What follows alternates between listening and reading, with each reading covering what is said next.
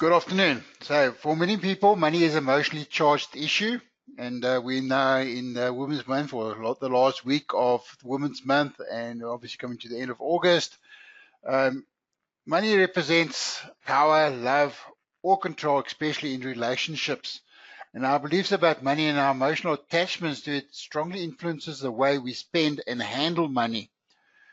So a recent study showed a direct correlation between a woman's personality characteristics and her financial habits. Assertiveness, openness to change, and optimistic outlook are the qualities that tend to lead to smart money choices. And I see there's quite a few men on this webinar. Welcome, guys. So I'll be directing this presentation mainly to the women. And my objective today is to discuss ways for women to invest their money to become financially independent. So here's my the quick agenda quickly. Oops, sorry, wrong thing. Okay, my quick agenda for today. Okay, financial challenges for women. What does financial independence mean to you? And obviously that's the main thrust of this presentation today. And then what investment vehicle would best suit you as a woman? Okay, so this all came about. Annette Ahern, she's our Chief Executive Officer at PSG Asset Management. She gave a presentation to a group of women on Wednesday, the 14th of August, just a few days after Women's Day at Summer Place here in Gauteng. And she asked an interesting question. And the question was, what is the single biggest money mistake women make? And she feels that women give up, number one, their money, secondly, their time, and thirdly, their energy away too freely. That was quite an interesting thought. And the whole idea is that if women are giving those three things away so freely, they do not have enough for themselves. And obviously, you need all those three things to become financially secure. And hence this presentation. So, and I know I'm walking a thin line today, so just bear with me today. But I'm not going to beat around the bush. So for most of Western history, women have traditionally been treated as if they subservient to men. Women's job was to stay at home, cook, clean, and raise children, while men worked, built, and hunted. Now that fact is still true today for many women. Of course, many women want to focus on homemaking and child rearing responsibilities, which is important now as they've always been. But whether you're the type of woman who prefers to work in the home or outside it, you may face a byproduct of this centuries-old tradition, and this is the crux. It's usually men who manage the money. Now, for generations, many women have relied on their husbands or boyfriends or their fathers to make financial decisions. This mindset is slowly starting to change as more and more women gain the desire for financial independence, number one. Number two, just as importantly, more and more women are realizing the necessity of financial independence. So why is financial independence a necessity rather than just a luxury? Just because of this simple basic fact. Whether they want to or not, most women will be forced into managing their own finances at some point in their lives. Now, there's a few reasons why. Number one, women are living longer, or have a longer life expectancy than men. Many women have relied on their husbands or fathers to handle the financial decisions, will suddenly find the responsibility thrust upon them after their loved ones have passed away. So that's number one. Number two, it was interesting that according to one study, 37% of women over the age of 65 live alone, either because they're divorced, widowed, or never married. So when it comes to managing money, these women usually have no one else to turn to but themselves. And the third statistic, and this is quite sad, statistics indicate that the poverty rate for women over 65 is significantly higher than that for men of a similar age. Now, if you're a single woman, the chances are that you already assumed responsibility for your finances, or you have to very, very soon. If you're a married woman, you should be preparing yourself for the possibility that one day the burden of managing money will fall entirely on your shoulders. Either way, think how much better it would be to plan ahead, to act now, to achieve financial independence on your terms rather than to wait until you have no choice. Okay, so that's just I'm getting down to the heart of the matter. So women have some other unique financial challenges. Too often, and this is where a lot of people don't look at this. Too often, women receive less pay than their male counterparts, number one. In addition, women still have to contend with the so-called glass ceiling. In other words, there's a real barrier between themselves and career advancement or promotion. And obviously, this limits their opportunities from a financial point of view, and that leads to the second point. For many women, a good portion of their lives is spent raising children. Obviously, if you're spending less time actually working and collecting income, you have to make up somehow for that, and that's the third point. So brings to you the scenario where they have to take care of their elderly relatives, and obviously this puts a strain on their money and their time, and obviously much more than a man that's working all the time. So women have to pay more attention on things like saving, investing, and tax planning in order to accumulate the wealth they will need to be financially independent.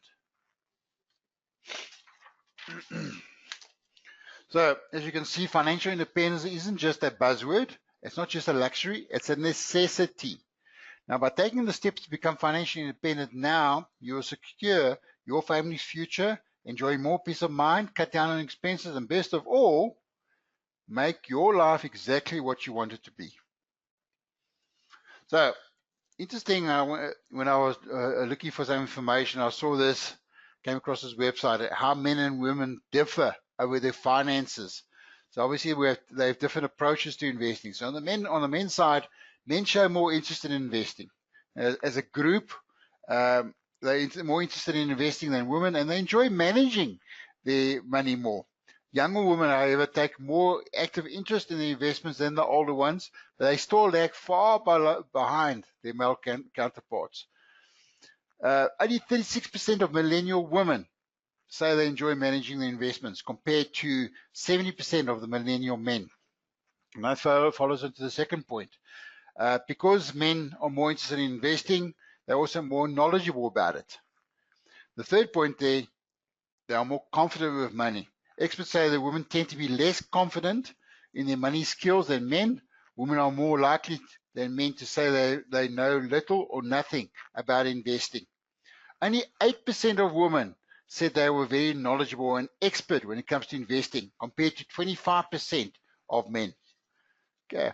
And then the last point there on the men's side is that women tend to have a lower investment risk tolerance than men.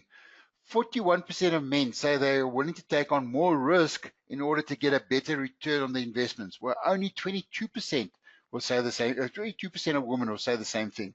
Women are about half as likely to say the investment strategy is highest risk for a highest potential return. And they are twice as likely to say, I do not want to lose any money whatsoever.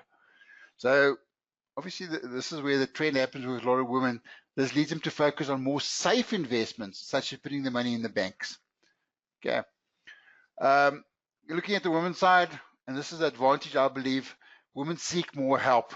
Following on the previous point, as I say, women are more likely than men to invest in their workplace retirement funds. This is their pension or provident funds. However, women's lack of confidence and the investment knowledge can make them unwilling to plunge into investing on their own. But saying that, the women's lack of confidence about financial matters can actually work in their favor, in the sense that they're willing to seek help from others.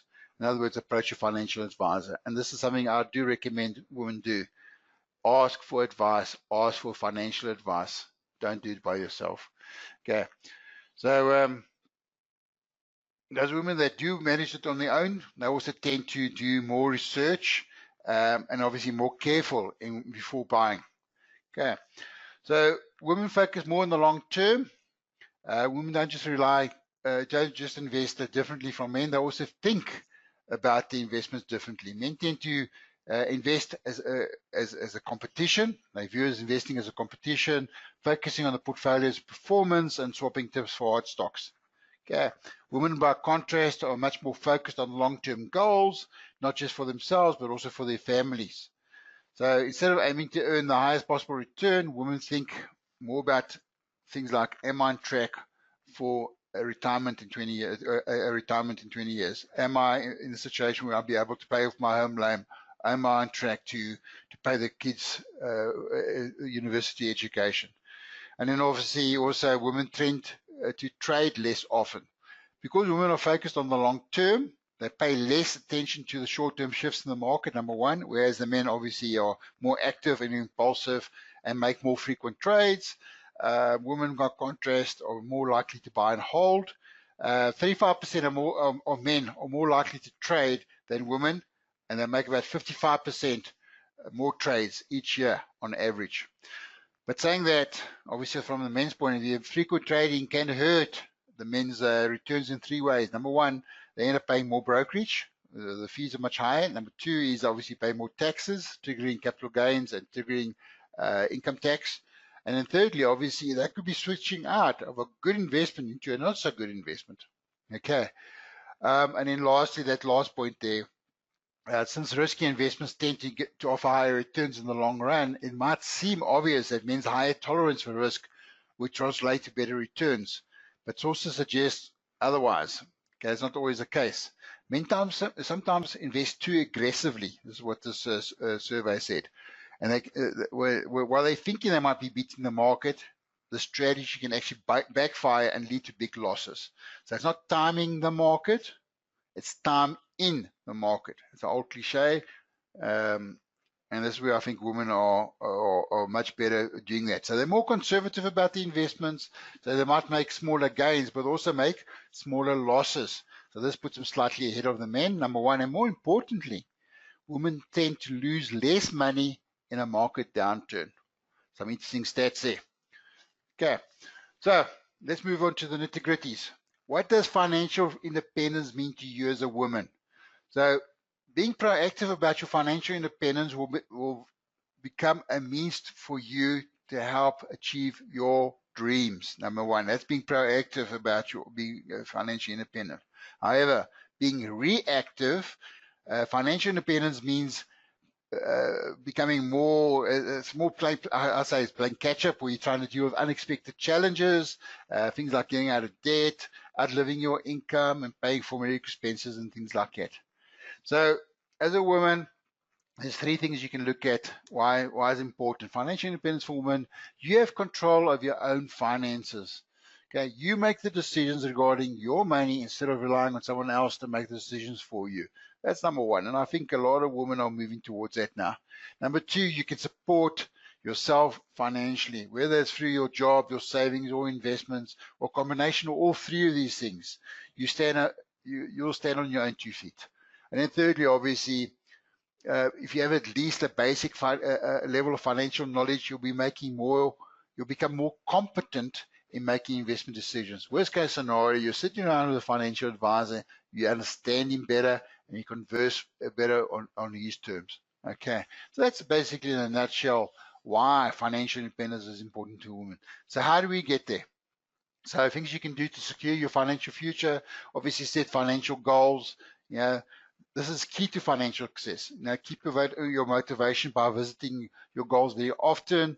Your goals should entail, obviously, things like what you want to accomplish. Long term, a happy retirement, your children's education, paying off your home loan as fast as you can, whatever the case might be. Also have a target date to it. You might think, okay, short-term goals, this is less than 6 months, what you want to achieve. Medium-term goals, this is anything from 6 months to a year, and long-term goals is anything from a year and longer.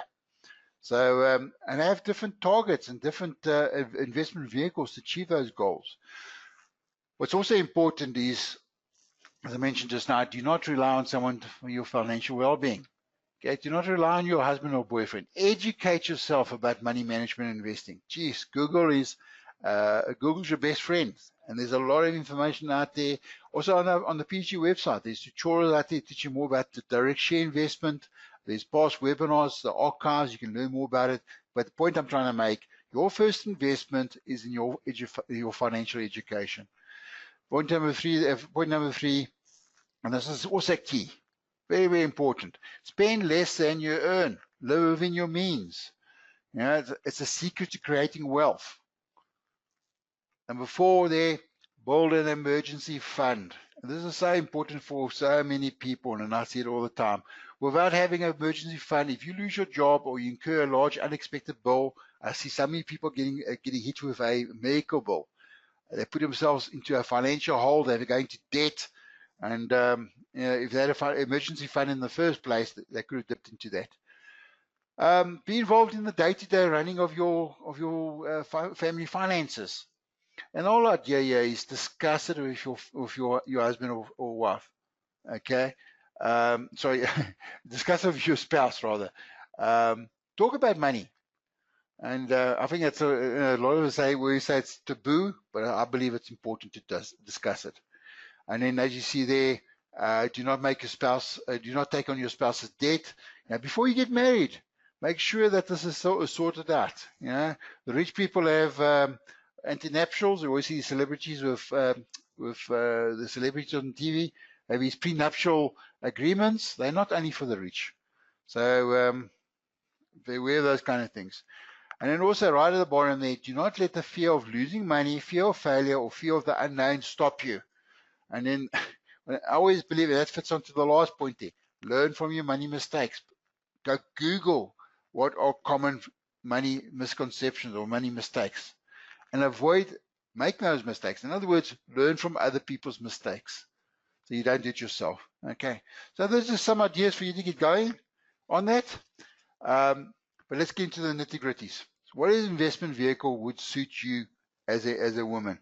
And basically what I've done here, there are four asset classes or four investment types, each with its own distinct characteristics, risks, and benefits. So very broadly, there's two groups, growth investments and defensive investments. And the growth investments, obviously, these are more suitable for the long-term investor that's willing to take and withstand the market ups and downs. In other words, volatility.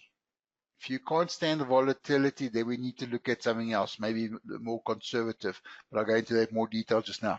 So on the growth investments, there's two very popular ones, is shares, or you're having a direct share portfolio, or building up a unit trust portfolio with equity exposure. But your idea here is growth over the medium to long term. Historically, the stock market is always giving the best returns, roughly between 12 and 15% historically. So that's way outperforming inflation, as I say, long term. So another advantage of shares is obviously you're getting income in the form of dividends, and this you can reinvest and obviously grow your portfolio faster. So historically, yes, having exposure to the share market has historically delivered the highest returns. But saying that, it obviously also has the highest risk involved. So the high potential rewards, the high potential risk is being aware of that. Okay. And then switching over to the property side, looking at things like obviously buying a physical property, a house, but more from an investment point of view is buying a second property as a rental property. In other words, you're going to use a tenant to pay off the bond for you. In other words, using other people's money. But again, house prices and property prices over the medium to long term have grown. But the point I'm trying to make here today, you can also have exposure to the property market. It's more listed property, what we call REITs, through a property investment fund. Okay. And you can take advantage of it from there. And then we're looking at more of the things on the defensive side. We're looking at cash. As I said, this is where a lot of women do put their money. It's putting the money into bank accounts, into interest savings accounts and things like that. Just be aware, obviously the lowest potential returns obviously comes with the lowest potential risk. But you have some money allocated to the cash. And this is where I believe where you can invest in unit trust and more, instead of putting your money in the banks, put your money into unit trust, but having exposure to what they call the money market funds. And but now they're giving about 8%, and you can have a whole range of different money market funds, so you can try and diversify that way. And then we're looking at what you call income funds. This is more having exposure to government bonds and corporate bonds. They might offer lower potential returns and lower levels of risk, but also understand that you're not without risk of capital loss. So these are the four basic investments that most people will be invested into as such. So how do you pick a winning unit trust fund?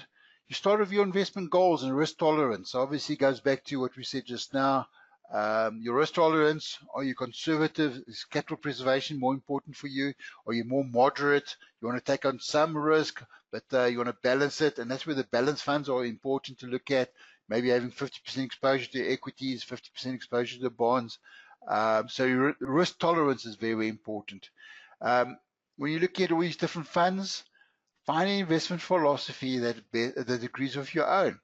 So you'll learn about things called value investing, the Warren Buffett approach to the market. He talks about buying shares that are at bargain prices. That's a value investor. So they don't buy a company so often, but over the long term, value investing has proven to be a sound investment strategy. You might be a growth investor, where you're going for companies that have a much higher call it growth potential, but they might not be cheap. They're not value stocks, but this is where you can blend your portfolio in. And some people like to buy into blue chip companies that are paying high dividends. So this is how you blend a investment portfolio with all those different investment philosophies. And then linked to that very, very closely is look for experienced, disciplined management team. So basically, you're looking for a track record. You want to see a management team has been around for a long time, and over the long term, you've seen growth in those funds. Okay. And also, very importantly, as I said just now, build towards a diversified investment portfolio. You're not going to only have four funds just having exposure to the financial sector, for example. You want to have a diverse investment portfolio. In other words, spread the risk. And we'll talk about having offshore exposure to that just now. But also know the appropriate benchmark for your unit trust funds. Okay, because that's how you're going to know if the fund manager is doing his job. Okay, so to help you, what I suggest you do is look at things like the list of funds available. There's over 450 funds on our platform. That gives you a starting point. Print this list out for yourself, number one. Number two, go look at what we call the funds A to Z. And this is where you can go look at different scenarios. You can have exposure to equity market, a multi-asset. You can have geographic location, and in other words, going offshore, or you're looking at real estate, or you're looking at interest-bearing, and play around with this. And there's a button here you can say search for funds, clicking on those different criteria. But bottom line, you can come out with different funds to choose from. You can compare 5 different funds, and this is what I was talking about just now. Your benchmark. There's your benchmark. Okay. What's important is that once you click on all these you can click on 5 at a time and compare 5 different funds. You can compare the performances, the past performance rather, compare the fees and compare the risk. But also what's important, you go back here and you click on these little links here. It will open up what we call the fund fact sheet. And that'll give you some more information about the company's philosophy or their mandate and forth. Okay, so yeah, I've selected 3 different funds. You can see their returns. You can see the benchmarks, and this is how you can start whittling down and start creating a portfolio of funds that you might be interested in. And as I said, lastly, go look at the fund, or their performance, their benchmarks, who's the fund manager, etc. Okay, so that's a process. And then what's important also is to look at what we call the expense ratio and other fees like that. And the expense ratio is basically where we're looking at things like let me get my notes here quickly. Yeah, so this is the cost of owning the fund. What's important also is this is where the company needs to break even. So you might have 2 different funds, one with a ratio of 0.5%, the other one of 1.5%. The one with the highest fund will take longer to hurdle over those expenses. So basically, you're looking for companies with low expense ratios. That's number one. On the other side of the coin, you're looking for funds that have a low admin fee. And that's why I suggest you start looking at things like the PSG funds. So on the PSG side, PSG Asset Management, our fees up to 1.5 million, we have 0.35%. So we charge on the platform fee or the admin fee. So 35 basis points or 0.35, that's including VAT, as opposed to all other funds, 0.57. So that's 22.5 basis points. Doesn't sound a lot, but over the long term, you compound that. That's a big saving that you'll be making. Okay. And as I said, also lastly, you want to have some exposure to international funds. The reason for that is, number one, you want to have geographical diversification. You don't want to have only just exposure to South Africa. You want to go for more developed markets like the US, like Europe, like Japan, so you can diversify the risk geographically. That's number reason why you want to have international funds. Number two, you also want to have exposure to funds or shares not available in South Africa, be it the Facebooks, the social medias, the Microsofts, the Dells, etc. Okay, but also companies like the BPs, British Petroleum, the Shells, etc. Apple Computer, you name it. Okay, so that's the reason why you want to have exposure offshore. And then lastly, you want to use what we call rand cost averaging. Now, this is one of the single best way to lower your risk over a long period of time, number one. And number two, it also helps you to lower your overall cost of your investments. Okay, so for example, if you invest 500 Rand a month with debit order, okay, when the market is up, your 500 Rand will buy fewer units, and when the market's down, you buy more units. Over the long term, as I said, your cost will be much lower. And this is how you build a much larger portfolio, because you'll be having more units. Okay, so those are some of the things to look at when you're looking at choosing your funds. So let's go into quickly. Yes, I'm focusing mainly on unit trust today just because of time constraints, but I just think also from a woman's point of view, you haven't got time. This is the fastest way to start building up capital. So there's two ways to look at unit trust. Number one, you can look at tax efficient vehicles. So number one, we've got the RA, and number two, we got the tax free. So there's pros and cons. The big thing here with retirement annuities is that your contributions are tax deductible up to a maximum of 350,000 or 27.5% of your taxable income. That's number one. So tax deductible. The proceeds are tax free, and obviously within the fund itself, it's totally tax free. Okay. A maximum of a third can be taken out as a lump sum, and the other 2/3 has to be invested into what we call living annuities. This gives you your monthly income when you retire.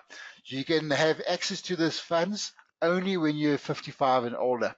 So that might be a disadvantage, but I always say it's disciplined savings. So this is number one priority always, is your retirement, secure retirement. The earlier you start, the better. So that's number one. To complement your retirement annuities and gives you more flexibility, you can also look at what we call the tax-free investment plan. So all growth, capital growth, dividends and interest are tax-free within this vehicle. Anything of this, there are limitations. Essentially, you can only invest 33,000 Rand a year or 2,750 Rand a month, or a lifetime of 500,000. If you withdraw, you can't put back. Okay, that's the only thing about this. But it's a nice way to complement your existing retirement funds. Think long term. And then thirdly, if you want more flexibility, especially for those short-term financial goals of yours, think of what we call a voluntary investment plan. Remember, this is after-tax money. You got a whole range of funds to invest into. You can switch between these funds. You have access to funds that withdraw anytime you want to. Okay, so just be aware of those kind of things. Just be aware that this is not a tax-efficient vehicle like the RA or the tax-free. So tax might be payable, will be payable on the income and dividend distributions. Okay, so guys, hopefully that helped you very quickly, ladies. So quickly in summary, the main thing I want to highlight for you guys today, and my focus was reason for financial independence. You want to control your your finances. Number two, you want to support yourself financially, and thirdly, you want to make competent investment decisions. So these are links so you can register for those three investment products or go learn more about them. It's a starting point. As I said also that this presentation will be sent to you. Go review it. Any questions you have, I'm there to help you. Okay, so this finally, just before I handle questions, ladies, it's important to take action. Believe that with some help, you can understand and manage your finances successfully. So look at approaching a financial advisor, and on our website, there's a tool there. Contact us and find an advisor that's closest to you and get going. Okay, so let me just quickly go to the questions. See what questions you guys have. Okay. Yep. Okay. What questions do you guys have? Hopefully I've answered all your questions, but just quickly, any questions? Okay, what about shares, direct share investment? Yes, we don't have a minimum investment on the share side. Just understand that we have you was taking consideration the trading costs. Our minimum trading cost for direct clients is 98 Rand per trade. So you can start with the laws of 1,000 Rand, but understand your share has to move up 9.8% to break even on costs. So, the bigger the transaction, the cheaper it becomes. 10,000 Rand, your shares move up 1% to break even on costs.